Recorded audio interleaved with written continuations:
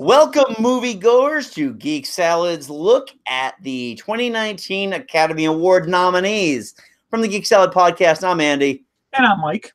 And yesterday, which was Tuesday, the nominees for the Academy Awards were announced. Couple surprises, a lot of interesting picks. And Mike and I just wanted to spend a few minutes discussing some of our thoughts on that. There won't be any predictions in terms of who's going to win. That will happen in about 3 weeks or so when a friend of the show, writer Jax, and I make our picks. So I can't really make too many picks because I honestly, half of these movies I've only heard of just now. Right. Okay.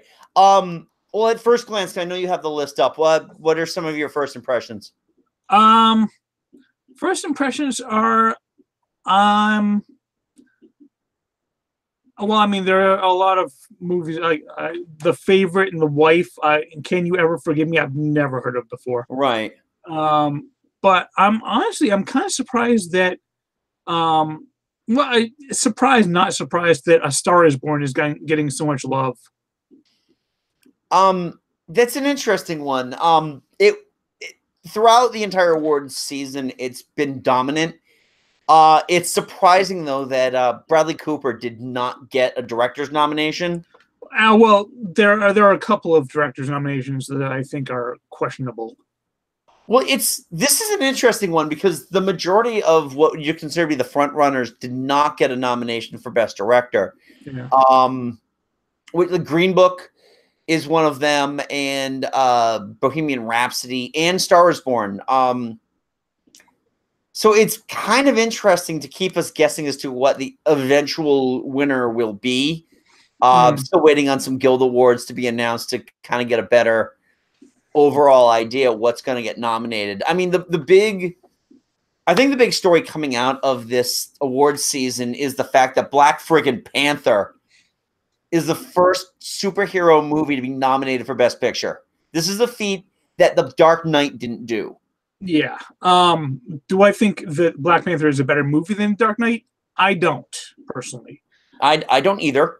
But the thing is, the big thing that the Black Panther being nominated shows us is that all these changes to the Academy, all the new members, getting rid of some of the older, stodgy white guys and bringing in some more diversity and younger members, I think that's starting to pay off because I don't think Black Panther would have gotten nominated last year if it had come out.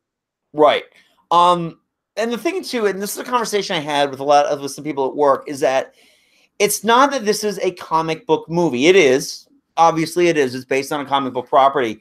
This movie is a transcendent movie. Regardless of your thoughts, where it lines up in the MCU for you, this movie is a movie where you can't deny the cultural impact this movie had. That this is really the first movie with a predominantly black crew, black cast, and the 98% of the cast and crew were African American. Right.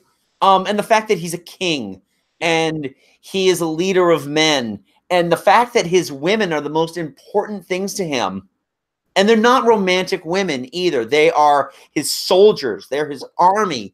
His sister is the backbone of the technological advances that Wakanda makes, his kid's sister. And it's one of these things where this movie flies in the face of the white male exceptionalism, if you will, and it's a fantastic movie, and this movie absolutely deserves its place among those other 7 nominees. Yes. My biggest downside to Black Panther getting so many nominations is that every category in which Mary Poppins Returns is nominated, which I also love, Black Panther is also nominated. Like, damn, which one do I vote for? Honestly, I mean, I hate to say it's got to get sacrificed somewhere. I do think that if All the Stars hadn't been nominated, my go-to would have been Where Lost Things Go. They nominated the best song for Mary Poppins Returns. I love the entire score, but yes, that I do think that one probably is the most emotional song of. That was a song when I saw Mary Poppins Returns in the theater. I'm like, yeah, this is their Oscar bait song. Yeah, it's a beautiful song. I still think that, in this case right now, and again, waiting on everything to kind of come around, I still think whatever came out from A Star Is Born is going to win, because this is how they reward Lady Gaga. Yeah, I've heard a lot of good things about Shallow, so yeah. Yeah. I have to listen to all the songs. I'm shocked. I love it when a documentary gets a song like thrown in as a nominee, because there's a song from RBG that got nominated. So I'm gonna look at all 5 on Spotify and see what happened. I was a little disappointed though that Sunflower didn't get a nomination from Into the Spider-Verse. I love the Into the Spider-Verse soundtrack, but I can't disagree with at least the songs that I've heard from that got the nomination. I can't really disagree with any of those. Yeah. This may be one of the first years where there isn't like that, oh, come on. Yeah. I mean, the funny thing is, the last time I really had one of those moments, oh, come on moments, was when Sam Smith won for Spectre. Yeah. Over the course of time, that song grew on me, but at the same time, it's like, this is really a weak Bond song. Not as weak as the one from Quantum of Solace, but it's pretty weak. Yeah. But actually, speaking of Best Documentary, that was a gigantic snub, in my opinion, for Won't You Be My Neighbor? That's been one of the big things. I don't know. In a lot of cases, more often than not, a successful documentary does tend to get forgotten. Which is sad, because I honestly, I think this is the kind of documentary that we especially need right now. I agree. I haven't seen any of them. I don't tend to watch a lot of documentaries. Yeah. I really feel that if I had to pick anything, RBG would probably be the winner, because Ruth Bader Ginsburg is, first of all, she's superhuman. Yeah. Oh, you're not wrong. I have cancer? Yeah, sure I do. I don't know. I have cancer twice. Yep. Not anymore. You know what? I'll be coming into work a little late tomorrow. God, she's so badass. I think in terms of, and I'm just going to kind of keep this to major categories right now. Feature animated. I love the fact that and I'm, you know me, and I know you, and we're huge Disney fans, but damn, if this isn't the year for Spider-Verse. Yeah, I mean, I loved Incredibles 2. I still haven't seen Wreck-It Ralph 2, actually. I really enjoyed Wreck-It Ralph 2. Yeah, but right now, it just seems like all of the buzz is going for Into the Spider-Verse. Into the Spider-Verse, and rightfully so. I haven't seen it still. I shame myself, because I love Spider-Man. It is as if a comic book was vomited onto the screen in the best way possible. And that's the thing, is that it's an excellent movie that takes a different approach to animation. Yes. And as much as I love Disney and Pixar, Lord and Miller, man, I think this is their year. Finally. They are part of the nominated on the nomination list. They didn't direct this one, did they? No, they didn't. They were producers for it. Yeah. But the way it works, they are in the list. So when you go on your nomination thing and you see the names listed, those are all the people that will walk away with a statue. Yeah, those are all mainly producers. Right. Usually animated goes to the winners, the directors rather. But I think with this one might be one of those, it may have been co-directed by a bunch of people. Yeah. So it'll be interesting to see what happens. I love the fact that also it got the nomination, unlike when Lego Movie, everyone thought they'd nominate it, so they nominated other movies instead, and it never got nominated. Yeah, which for me, that's the biggest travesty in Oscar history that I've seen. Yeah, because exactly. I'll be honest with you, I like that movie better than the eventual winner, Big Hero 6. Yeah, I mean, I love Big Hero 6, but for me, the Lego Movie not only deserved to be nominated, it deserved to win. Yeah, it did. It did. In terms of the acting categories, I don't have a lot vested in them now because I've only seen a few of the nominated movies. From what I have seen, Rami Malek is okay as Freddie Mercury. There's a lot of times when you're looking dead in his eyes where you can see it's an actor playing a part. Yeah. And he's good. Don't get me wrong. But honestly, I think that might be the only performing role I've seen so far. We're gonna go see The Favorite tomorrow, so I'll knock another 3 nominees off tomorrow with Emma Stone and Rachel Weisz and Olivia Colman. I gotta say, call me sentimental, but I would love to see Lady Gaga take the actress in the leading role. I would too. It's just kind of so out of left field. It is, because she's one of those people that you could easily write her off. Yeah. And she's a genuine talent. And it started 2 or 3 years ago when she sang with Tony Bennett at the Oscars. Oh yeah, didn't she sing Somewhere Over the Rainbow? She did, and it was like, oh my God, she's actually talented. Yeah. And she does a lot of acting roles. She does a lot with American Horror Story. So it's not like she's a complete novice. But it will be interesting to see how they choose to reward her. I really feel it's going to end up being the song where she gets rewarded. But again, we're not making predictions. Yeah. Amy Adams, Safe choice. I've heard wretched things about Vice, but Amy Adams is due. Yeah. I mean, when a movie has 2 contenders in the same category, that they tend to cancel each other out. Yeah, that's usually not a great thing. I mean, it can be a good thing, but it's not always. You're right. Well, it didn't hurt Sam Rockwell last year with 3 Billboards. Yeah. I don't. Am I wrong in thinking that there's a lot of buzz around Roma? There's a ton of buzz around Roma because this is one I have no excuse for not seeing because I subscribe to Netflix. Yeah. It's a foreign film. It's beautifully shot. Alfonso Cuarón is an amazing director. He directed he directed The Prisoner of Azkaban. Yeah. He also did Gravity, which he won an Oscar for. But I've heard it's a very deeply personal story, and I definitely am going to see it. There were a few I have zero desire to see prior to the awards.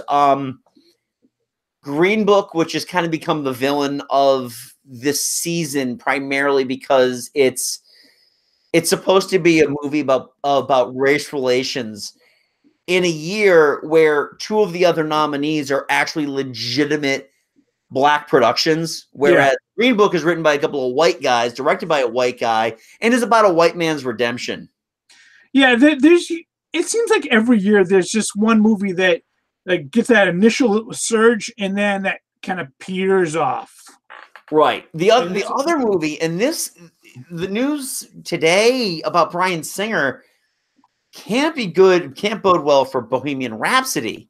Well, I mean that's been around for quite some time. We've known it forever. And Bryan Singer was not nominated for Best Director because he didn't finish the movie. It's like one of those, he completed 75% of the movie, so he gets full credit for it. But you know what he did direct, though, because we watched this over the weekend.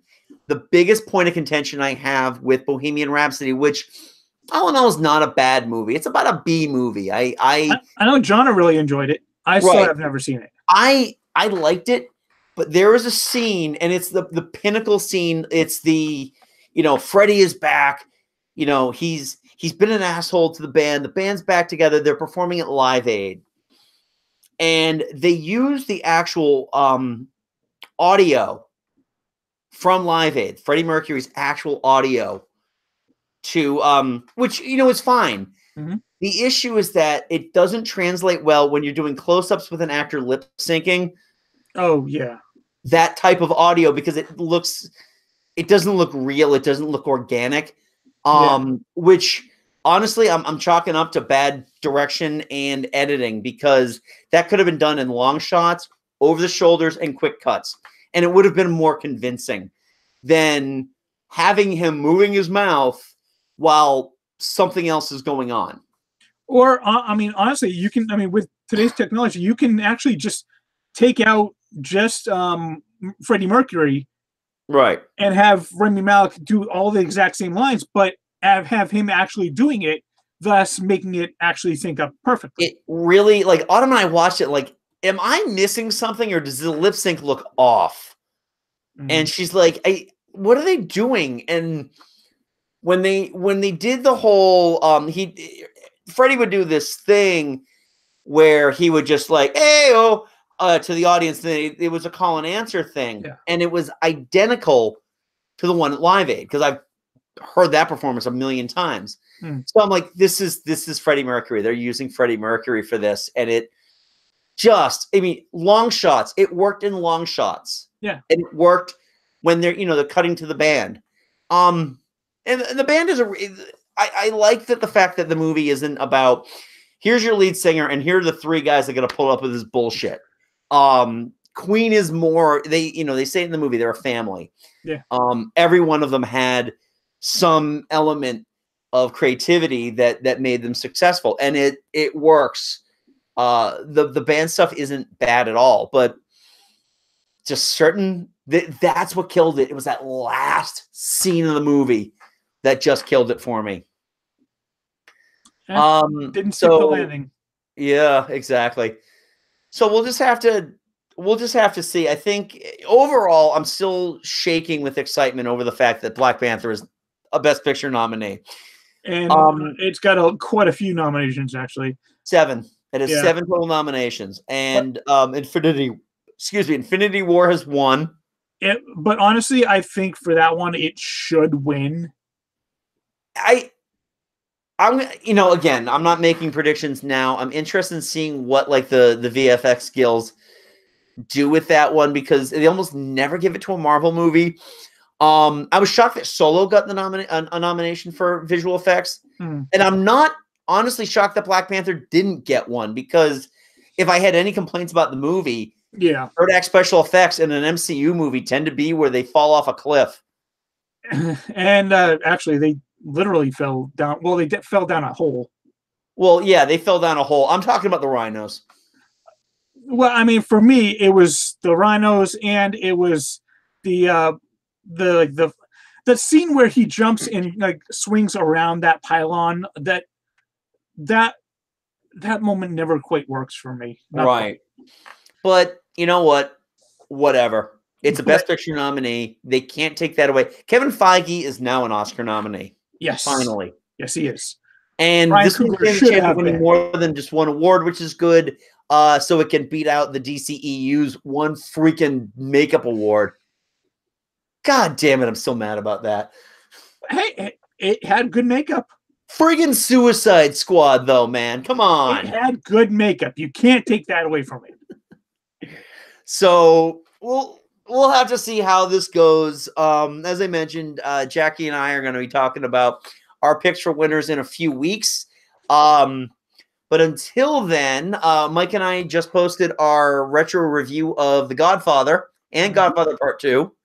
We made him an offer he can refuse. Yep. Next week, we're going to be talking about Rocky. The week following that, we're going to be talking about The Shape of Water, leading up to the actual Oscars when, who knows, maybe predictions will be right.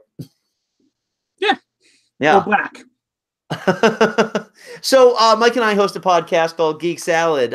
Feel free to download the audio at geeksalad.podbean.com. It also has an app at Podbean.